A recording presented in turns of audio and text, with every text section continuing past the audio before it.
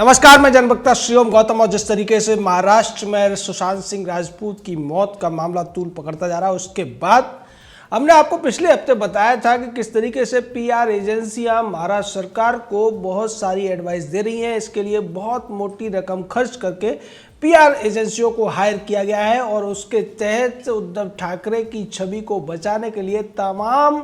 कोशिशें की जा रही हैं। और उसी के तहत एक बड़ा कारनामा कल हुआ कि रिया चक्रवर्ती नाम की उस औसत दर्जे की मामूली सी साइड हीरोइन का इंटरव्यू लेने के लिए आज तक चैनल ने अपने चार्टर्ड विमान से राजदीप सरदेसाई को भेजा था मुंबई।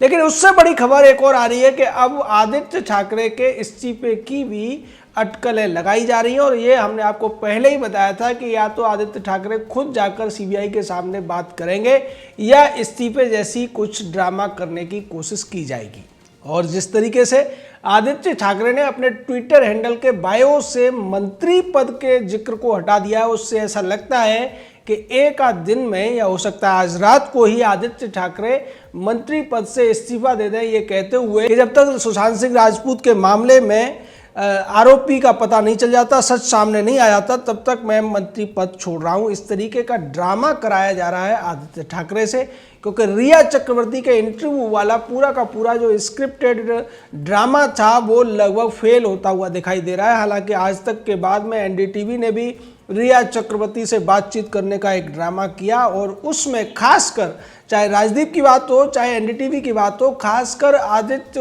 उद्धव ठाकरे के नाम पर पूछा गया और ये कहा गया कि सोशल मीडिया में जो एयू नाम से नंबर फीड है उसका क्या कनेक्शन है। और इस पर रिया चक्रवर्ती ने एक स्क्रिप्टेड सफाई भी दे दी और ये कहा कि उसकी एक फ्रेंड है अयाना उदास, उसके नाम को उसने एयू करके वहाँ पर रखा हुआ था। हालांकि पहले से खबरें ये थी कि आदित्य ठाकरे के साथ में रिया चक्रवर्ती का संबंध है और इस तरीके की बातें सामने आ रही थी। दिशा सालियान की मौत को लेकर भी आदित्य ठाकरे का नाम सामने आ रहा था, जिसको लेकर आदित्य ठाकरे को सफाई देनी पड़ी थी। और संजय राउत ने भी ये कहा था कि जिस तरीके की बातें हो रही हैं वो ठीक नहीं है। आदित्य ठाकरे ने कहा था कि सड़क छाप राजनीति हो रही है, हमारी सरकार अच्छा काम कर रही है, महाराष्ट्र सरकार बेहतर काम कर रही है और आगे प्रगति कर रही है, इसलिए विरोधियों से हमारी प्रगति सहन नहीं हो रही है और वो जलन के तहत हमारे ठाकरे परिवार के ऊपर कीचड़ उछालने की कोशिश कर रहे हैं, लेकिन ऐसा नहीं होने दिया जाएगा। इस तरीके की बातें आदित्य ठाकरे ने की थी और फिर आदित्य ठाकरे के लिए बड़ी महंगी महंगी पीआर एजेंसियों को लगाया गया। प्रशांत किशोर जैसे लोगों की भी इसमें सेवाएं ली गई और उसी के तहत था कि 65 दिन तक इस पूरे मामले में महाराष्ट्र की मुंबई पुलिस पूरी तरीके से लीपापोती करती रही। और बाद में जाकर जब सीबीआई में सुशांत सिंह राजपूत के पिता पहुंचे सीबीआई की मांग को लेकर सुप्रीम कोर्ट, तो उस मामले में भी दिशा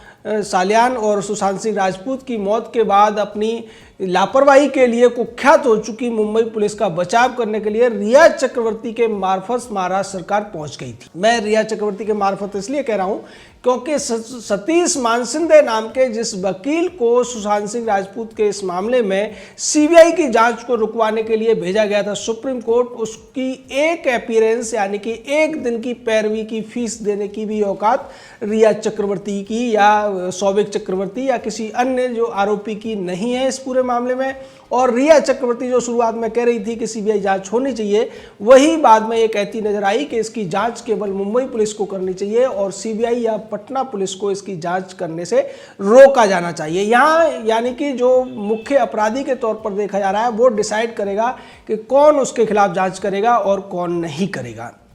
सीबीआई जांच को महाराष्ट्र पुलिस रोकना चाहती थी क्योंकि कहीं ना कहीं इस पूरे मामले में महाराष्ट्र पुलिस को बेनकाब हो जाना है। और मुंबई पुलिस ने जांच किस तरीके से की उस पर आज महाराष्ट्र में बीजेपी के नेता राम कदम ने एक बड़ा बयान दिया और उन्होंने कहा कि मुंबई पुलिस जिस तरीके से जांच कर रही थी और महाराष्ट्र सरकार जिस तरीके से रिया चक्रवर्ती की प्रवक्ता बन गई थी, उसका सबूत ये है कि 65 दिन तक मुंबई पुलिस इस मामले की जांच अपने पास रखे हुए थी। और दूसरे ही दिन रिया चक्रवर्ती की जो चैट थी जिसमें सीधे तौर पर ड्रग्स के सेवन की बात थी, खरीद फरोख्त की बात थी, जो कि पूरी तरीके से प्रतिबंधित है, उसके बावजूद इस पूरे मामले में ड्रग्स एंगल को नहीं आगे लाया गया मुंबई पुलिस के द्वारा। और जिस तरीके से हमने मांग की थी, राम कदम ने ये कहा कि हमने तो ये मांग भी की थी कि विधानसभा के अंदर भी डायरेक्ट कनेक्शन के ऊपर बहस होनी चाहिए, जिसको उद्धव ठाकरे ने नहीं माना था।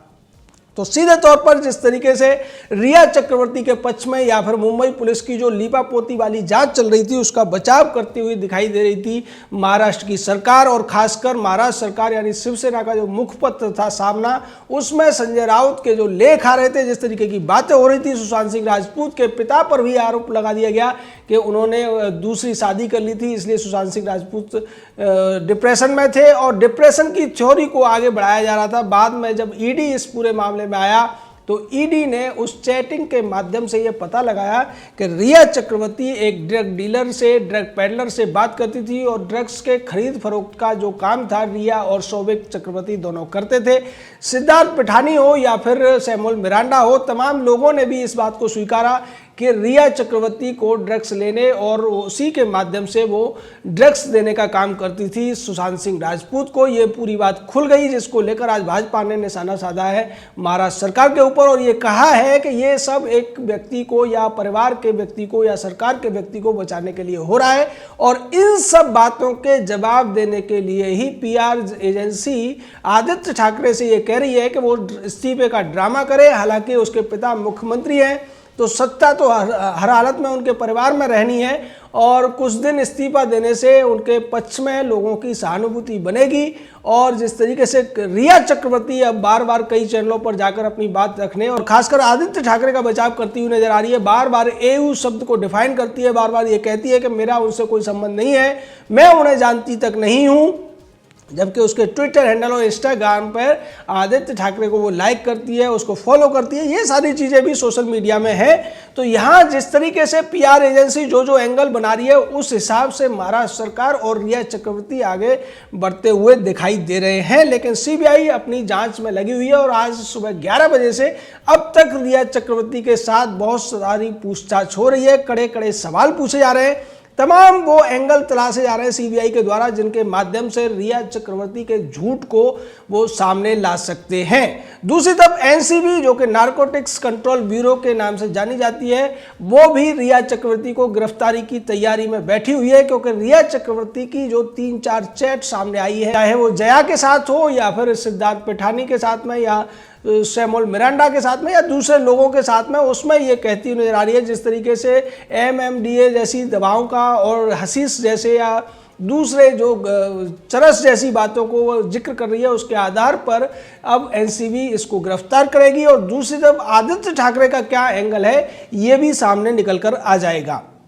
लेकिन महाराष्ट्र सरकार उससे पहले लीपापोती करने के लिए, आदित्य ठाकरे की छवि को बचाने के लिए और पीआर एजेंसी जैसा जैसा कह रही है उसके तहत अब आदित्य ठाकरे से इस्तीफा लेने की तैयारी में बैठी हुई है। और उससे पहले जिस तरीके से राम मंदिर को लेकर पोस्टर लगाए गए थे महाराष्ट्र में, उसमें भी आदित्य ठाकरे का पोस्टर नहीं था, ये जानबूझकर किया गया था। और पीआर एजेंसियां यानी कि जो पब्लिक रिलेशन एजेंसियां होती हैं वो बताती हैं कि आपको अपनी छवि कैसे बचानी है। आप अगर किसी आरोप में फंस गए हैं, क्या अपराध में लिप्त हैं, तो कैसे आपको जनता की तरफ से अपनी सहानुभूति